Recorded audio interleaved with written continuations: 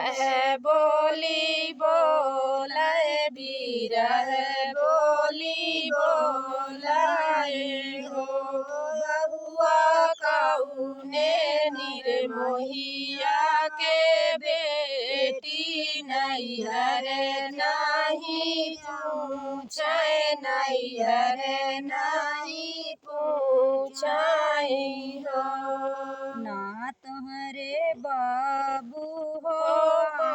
मैना भैया तुम्हारे पूछाए ना भैया तुम्हारे पूछाई हो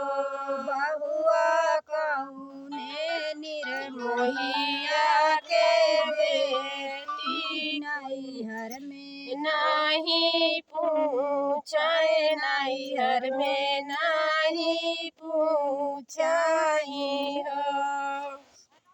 ना जो सुनी नी बहुआ सिकाई रो माई सिकी काए रो माई हो सासू माया के बिना मोरा नहीं हर हो नहीं पूछे भाभी हो नहीं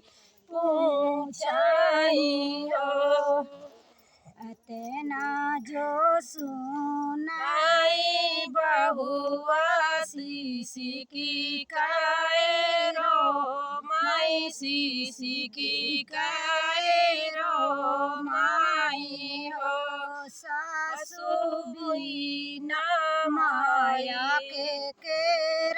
नहीं हर भाभी हो नहीं पूछे भाभी हो नहीं पूछे हो माया जो मोरी होती लपटे उठी भेटती लपटी उठी भेटती हो याद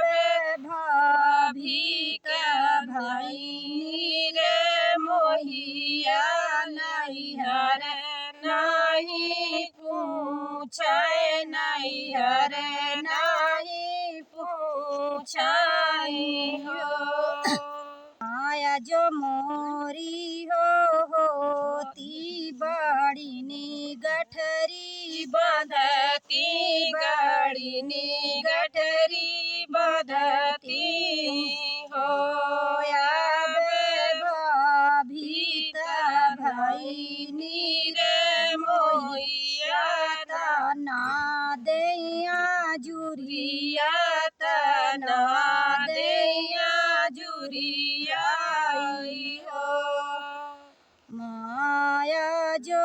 होती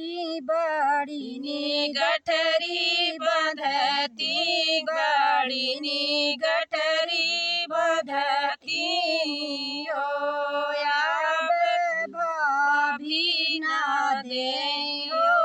आजुरिया नैहर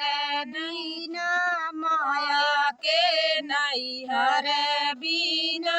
माया के रे हो माया जो मोरी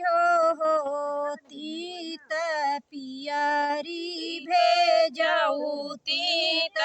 पियरी भेजौती हो सासू तोहाँ काता भेजती चुनरिया तोहाँ का चुनरिया हो याबे भाभी भाईनी रे मोहिया तना देलू गरिया तना देलू गरिया हो सासू भाभी भाई नीरे मोहिया तना देलू गरिया तना देलू गरिया हो माया जो मोरी होती बाबू का हो भेजती त बाबू का